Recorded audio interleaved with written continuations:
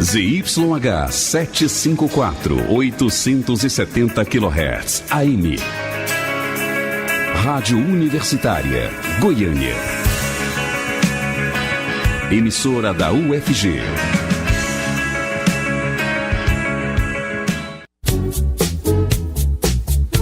Começa agora o Jornal das 6.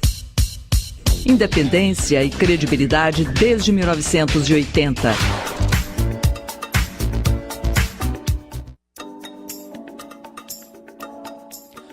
Olá, boa noite para você. Hoje é 2 de maio, está começando na Rádio Universitária o Jornal das 6.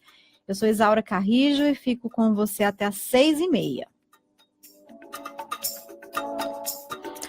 E lembrando que o programa vai ao ar nos 870 AM do seu rádio, também pela internet, no link radio.ufg.br. E você ainda pode acompanhar nossa programação pelo aplicativo Minha UFG, basta baixar no seu telefone. Fique ligado. E a UFG recebe hoje e amanhã o embaixador do Brasil em Washington, Rubens Recupero. Na tarde desta quarta-feira, o embaixador proferiu uma palestra sobre o tema A Política Externa Brasileira, Perspectivas para o Futuro. Amanhã pela manhã, Rubens Recupero fará o lançamento do livro A Diplomacia na Construção do Brasil. Os eventos são uma parceria das Faculdades de História e de Ciências Sociais, por meio do Núcleo de Estudos Globais dos Programas de Pós-Graduação em História e em Ciência Política, e também do Centro Acadêmico do Curso de Relações Internacionais Vinícius de Moraes. E o embaixador Rubem Recupero está na linha aqui do Jornal das 6 e vai falar conosco por telefone. Boa noite, tudo bem? Boa noite. Sim, como vai? Tudo bem? Tudo bem, obrigada pela sua participação aqui no Jornal das 6 da Rádio da UFG. Então, em relação à política externa, como que o Brasil é visto lá fora, sobretudo nos aspectos políticos e econômicos? Olha, só de início uma precisão que eu queria fazer. Eu fui embaixador do Brasil nos Estados Unidos, mas há 20 anos. Agora eu estou já aposentado, sabe? Eu me dedico mais ao ensino, eu sou professor e sobretudo agora acabei de lançar um livro sobre a história do Brasil vista desse ângulo das relações internacionais, da diplomacia, das relações com o mundo, né? Sim. Agora, para responder a sua pergunta, neste momento a percepção, a imagem que o Brasil tem, não é tão favorável como foi alguns anos atrás, porque o Brasil ainda não conseguiu sair dessa crise que começou a nos afetar há 3, 4 anos atrás, né? E estamos só agora começando a ver os primeiros sinais de uma recuperação econômica. Além do mais, tivemos esses problemas todos políticos que levaram ao impeachment, né? E isso afetou bastante a visão que se tinha de que o Brasil estava com uma economia muito próspera e, ao mesmo tempo, era um país que estava conseguindo enfrentar pela primeira vez seus problemas de miséria absoluta, de pobreza, de desigualdade herdada do passado, né? Uhum. E como houve a crise, com o aumento do desemprego, tudo isso saiu prejudicado. Mas eu diria a você que, de maneira geral, apesar dessa visão, há no mundo normalmente uma atitude simpática em relação ao Brasil, né? O Brasil é um país que goza de uma imagem de um povo aberto, um povo alegre, um povo que tem assim, a alegria de viver, né? Além do mais, é muito conhecido no exterior o aspecto do meio ambiente no Brasil, né? Porque o Brasil é um país que tem um peso grande no meio ambiente mundial, né? A maior floresta tropical do mundo, a maior reserva de água doce, uma das maiores reservas de biodiversidade, né? A capacidade de gerar energia a partir da biomassa. Então, todos esses aspectos ajudam muito a uma visão positiva, da mesma forma que o Brasil é reconhecido como um país de uma agricultura moderna, que exporta bastante. Então, esses aspectos são permanentes, né? O que ficou negativo foi mais o efeito da crise, né? Uhum. E na sua palestra, né, o senhor ressaltou a questão aí da política externa, de que seria a mesma coisa que a política interna, são feitas da mesma forma? É isso mesmo? Explica para o nosso ouvinte. Escuta, Isaura, o que eu realmente tenho procurado fazer, inclusive esse livro que eu escrevi, eu procurei mostrar que política externa é um aspecto da política interna e da economia. Não se pode escrever a história da diplomacia abstraindo da história política, da história econômica do país, porque é fácil para compreender para qualquer um que o prestígio, a imagem do país, depende muito da maneira como ele é visto, né? Há alguns anos atrás, o Brasil era visto como um país que estava dando certo, a economia estava crescendo, né? E nós estávamos com uma política social muito avançada, e agora isso ficou prejudicado porque a nossa economia, como eu contei, está sofrendo ainda esse problema de crise. Agora, eu não quero dizer que seja a mesma coisa. O que eu quero dizer é que a política externa tem que refletir aquilo que um país é. Sim. Né? Toda a política externa tem que ser elaborada e definida a partir daquilo que nós somos. Né? Nós somos um país em desenvolvimento. Né? Para nós, a prioridade não são problemas políticos, militares, como são para os Estados Unidos. Uhum. Para nós, a grande prioridade é o problema do desenvolvimento, do crescimento econômico, da distribuição da renda. Uhum. Então, a nossa política externa tem que refletir esse tipo de abordagem, né? E tem que refletir também aquilo que o mundo ao qual nós pertencemos. Né? A nossa população é uma população, como a gente sabe, uma população miscigenada, que tem uma influência cultural muito grande, tanto das populações autóctones, nativas, né? Como da influência da cultura africana, né? Com muitas correntes migratórias que vieram para cá. Então, o Brasil, ao definir a sua diplomacia, a sua política exterior, ele tem que justamente buscar contato e aprofundamento em relação com esses países com os quais nós temos muitas afinidades, né? Uhum. Inclusive também, eu diria a você, em termos de aspirações. Eu vou lhe dar um exemplo. O governo americano, o presidente Trump, agora, há pouco tempo, resolveu retirar os Estados Unidos do Acordo de Paris sobre a mudança climática, sobre o aquecimento global, né? Sim. Isso é uma decisão que contraria muito os interesses da maioria dos países e do Brasil em particular, né? O Brasil é um país que sempre teve matéria ambiental, uma postura muito proativa, muito avançada, né? O Brasil quer contribuir para que o planeta tenha uma situação ambiental cada vez mais saudável, né? Então, para nós temos que buscar um entendimento maior com nações que têm a mesma posição que nós temos, como o caso da França, por exemplo, né? Uhum. A França está defendendo muito o Acordo Global sobre o Clima de Paris. Então, e em outras coisas também, né? Quer dizer, para nós o importante, eu te dar um outro exemplo, a questão do protecionismo, né? Hoje mesmo os jornais trazem a notícia de que o governo norte-americano aplicou cotas para a exportação do aço brasileiro.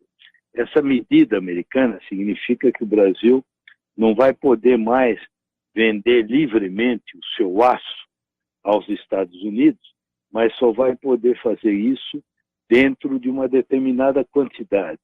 Ora, essa medida é uma medida ilegal, pelas normas que regulamentam esse assunto, da Organização Mundial de Comércio, nenhum país pode, de uma maneira unilateral, impor um limite desse tipo, né? Se ele se queixa que o outro país está praticando algum tipo de ilegalidade, ele tem que abrir negociações, tem que levar o assunto ao julgamento da Organização Mundial do Comércio, para que se possa ter uma segurança baseada em regras, né? A aplicação desse tipo de sanções a nós é uma coisa que nos prejudica o interesse brasileiro de desenvolvimento. Então, como eu te dizia, a nossa posição tem que ser de reforçar aqueles que defendem um sistema baseado em normas, em regras, né? Agora, no livro, né, A Diplomacia na Construção do Brasil, que será lançado amanhã, o senhor faz uma análise, né, desse período que vai de 1750 a 2016. E Exato. durante esse período, em que a diplomacia contribuiu para os avanços do país? Olha, em primeiro lugar, ela contribuiu para nós termos o território atual. Você sabe que quando o Brasil começou, o nosso limite era dado pelo Tratado de Tordesilhas, né? Se não fosse o trabalho da diplomacia para negociar o reconhecimento da expansão do território brasileiro, Goiás, por exemplo, faria parte de outro país, né? Não do Brasil. Goiás está naqueles 2/3 do Brasil que estavam fora das fronteiras do Tratado de Tordesilhas, da mesma forma que Mato Grosso, né? Da mesma forma que Mato Grosso do Sul. Tudo isso estava completamente fora do tratado, né? Por isso é que o meu livro começa com 1750, que 1750 é a data em que Portugal negocia e assina com a Espanha o chamado Tratado de Madrid, pela qual os espanhóis reconheceram essa expansão do território brasileiro que tinha ido além daquela fronteira fixada em Tordesilhas, né? Então, como eu te disse, primeiro, o próprio território. Segundo, a abertura dos portos em 1808. É um gesto dentro da área diplomática, né? Começa o Brasil a comerciar com o mundo inteiro, não apenas um comércio dominado por Portugal. Mais tarde, a independência, o reconhecimento da independência, né? As questões que nós tivemos para as fronteiras do Sul, inclusive culminando com a Guerra do Paraguai. Em todos esses episódios, o papel da diplomacia foi absolutamente fundamental, né? E a diplomacia contribuiu muito também para a ideia que os brasileiros fazem de si próprios como povo, né? A ideia de que nós somos um povo que busca a conciliação, que busca soluções moderadas, soluções que sejam tomadas em conjunto, não impostas pela força, um país que não tem nenhuma tradição de colonialismo em relação a outros povos, que é favorável a soluções pacíficas, porque nós não temos nem a arma nuclear, nem somos uma potência do ponto de vista militar convencional. Então, essas ideias que nós brasileiros temos a respeito de nós mesmos são ideias que vêm muito da política externa, né? Tá certo, nós conversamos com o ex-embaixador, né, Rubens Recupero, que agora se dedica à universidade, né? Professor agora, Isso, você pode me chamar de professor. Pode chamar de professor. Isso, Então, e tá aí. convido a todos que puderem, amanhã às 10 horas, nós vamos ter uma conversa bem descontraída sobre as experiências de vida, da carreira diplomática, com o lançamento desse meu livro, né? Pois é, lançamento do livro A Diplomacia na Construção do Brasil, amanhã, né, às 10 horas, Exato. no auditório da Biblioteca Central da Não, UFG. amanhã me disseram que vai ser num outro auditório, tá? Porque parece que na Biblioteca Central, que eu vou chamar o professor Carlos, ele vai dizer a você. A gente pode confirmar depois essa informação, se esse evento acontece mesmo.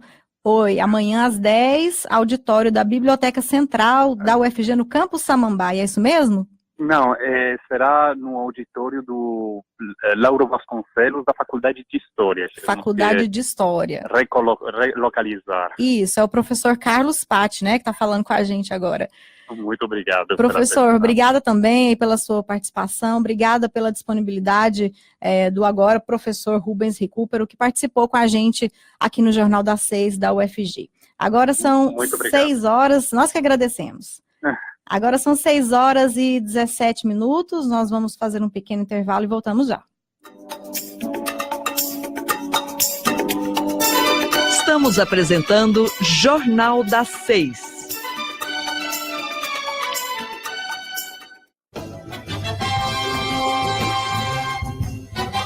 Conheça as novidades da música popular brasileira Som Temporâneo, uma produção da Rádio Senado, que a Universitária divulga todas as quartas-feiras, às 14 horas.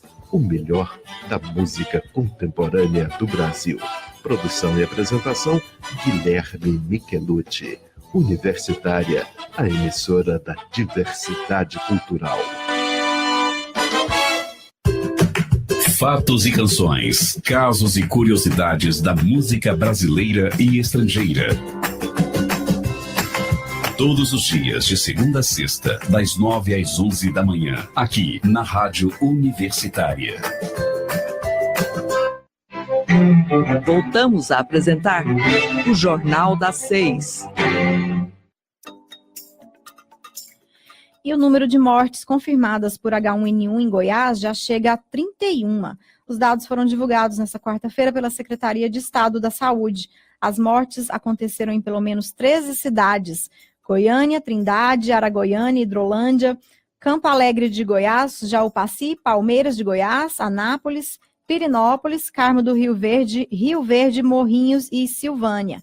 Como o último boletim do Ministério da Saúde apontou que foram 54 mortes em todo o país por H1N1, as 31 mortes de Goiás representam 57% do total em todo o país.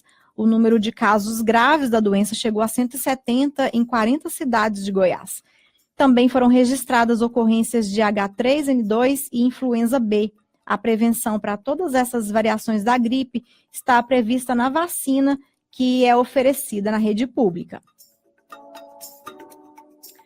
E, inclusive, essa vacinação contra H1N1 foi retomada hoje nos postos de saúde da capital. A Secretaria Municipal de Saúde de Goiânia recebeu 38 mil doses da vacina, que serão distribuídas em 56 salas de vacinação espalhadas por toda a Goiânia.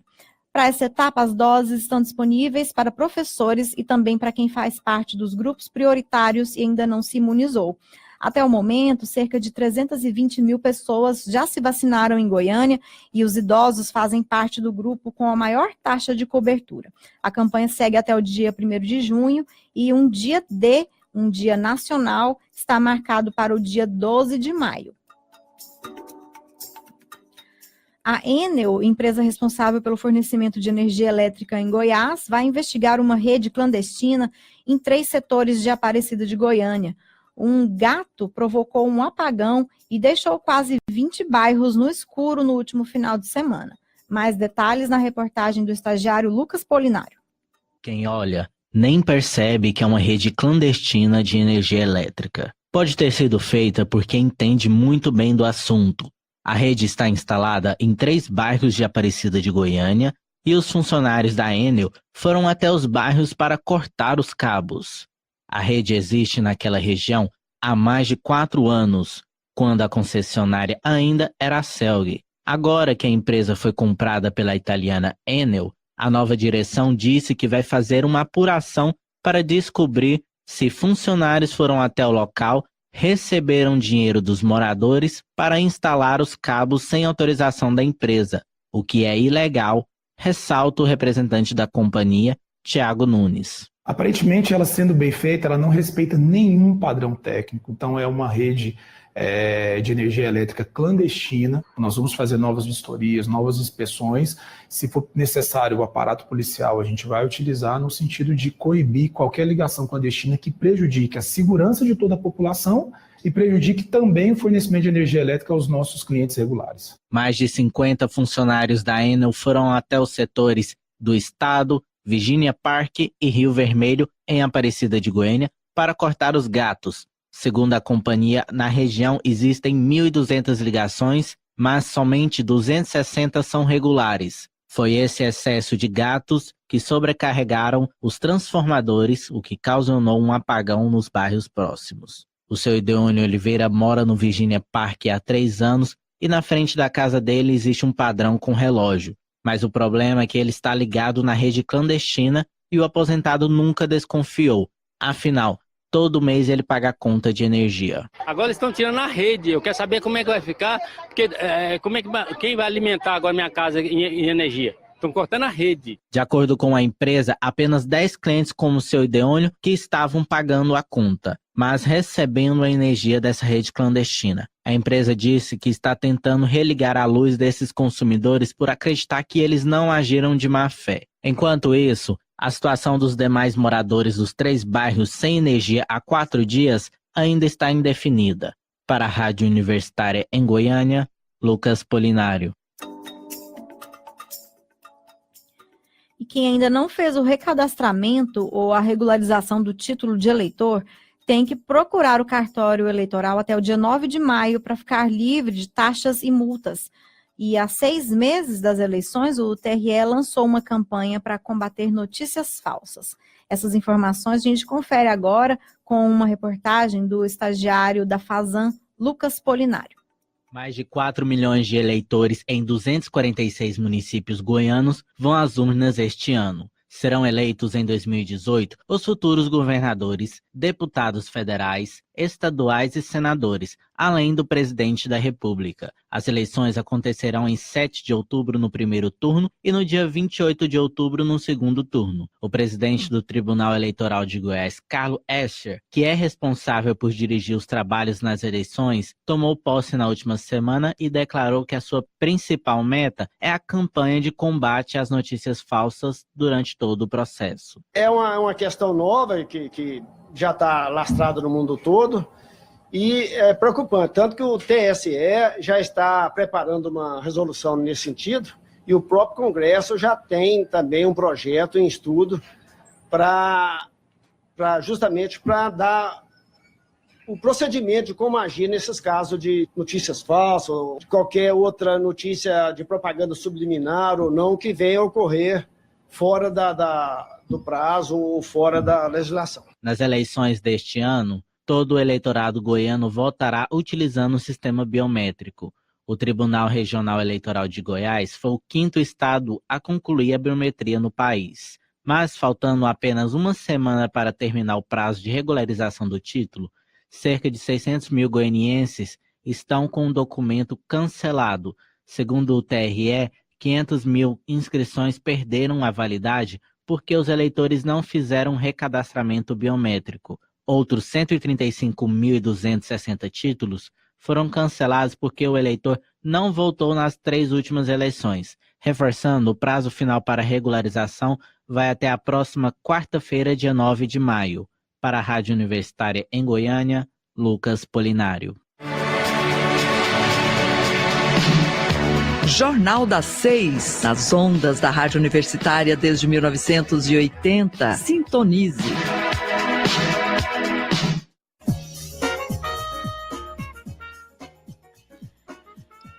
Ainda sobre o horário, de funcionamento dos cartórios eleitorais em todo o estado de Goiás, os cartórios centrais e postos de atendimento da Justiça Eleitoral devem ampliar o horário de atendimento nos dias 5, 7, 8 e 9 de maio, e o objetivo é agilizar o atendimento ao eleitor nos dias que antecedem o fechamento do cadastro. Nesses dias, o horário de atendimento será de 8 da manhã às 6 da tarde, Em Goiânia, na Central de Atendimento ao Eleitor, o horário estendido teve início hoje e vai até o dia 9 de maio. O atendimento aos eleitores será feito por meio de senhas, por ordem de chegada até às 6 da tarde. O prazo cumpre o calendário eleitoral que determina que o cadastro seja encerrado 151 dias antes da eleição. Quem não puder comparecer às unidades de atendimento para regularizar o título eleitoral nesse prazo estabelecido, deve aguardar a reabertura do cadastro, que só acontece após as eleições de 2018. E o Corpo de Bombeiros de Goiás lança nesta quinta-feira a Operação Hora de Ouro. Durante o evento, a corporação vai divulgar um mapa com as novas bases das unidades de resgate em Goiás. O Corpo de Bombeiros terá mais bases em locais e horários de pico dos acidentes. Ainda dentro da operação, haverá um curso gratuito de primeiros socorros. Mais informações com a repórter estagiária Júlia Larissa. O Corpo de Bombeiros vai iniciar nesta quinta-feira uma série de treinamentos pré-hospitalares para auxiliar nos primeiros socorros de resgate a vítima de traumas, lesões e outros acidentes. A operação terá início às 8h30 da manhã, com a realização de oficinas de primeiros socorros na Praça do Avião, que fica no setor aeroporto, aqui na capital. De acordo com o Tenente-Coronel Anderson Cirino, o objetivo da ação é preparar a população para lidar com situações de urgência e emergência até a chegada do resgate pré-hospitalar. Essa é uma oficina de APH, né? De atendimento pré-hospitalar, de primeiros socorros, onde as pessoas aprendem ali a estabilizar uma vítima, a dar os primeiros socorros com relação ao atendimento de traumas, lesões, no sentido de minimizar as condições ali da vítima até o atendimento intra-hospitalar. Segundo o Tenente-Coronel Anderson Cirino, em alguns tipos de socorros, a vítima deve aguardar um atendimento especializado. Toda e qualquer vítima, né, seja de um acidente de trânsito,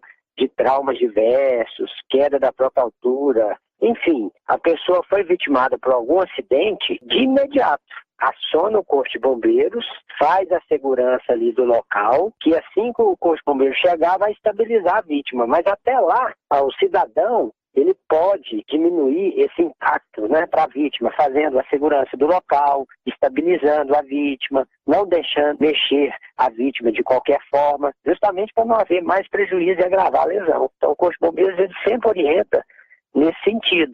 Aconteceu um acidente ou um incidente que envolveu vítimas, de imediato ligue para o 93, né, mantenha a calma, faz a segurança ali daquele local e evite mexer na vítima para evitar o agravamento ou uma segunda lesão na própria vítima. A oficina de primeiros socorros é gratuita e aberta ao público, mas tem vagas limitadas. Mais informações podem ser obtidas pelo número 3201-2030. O DDD de Goiânia é 62.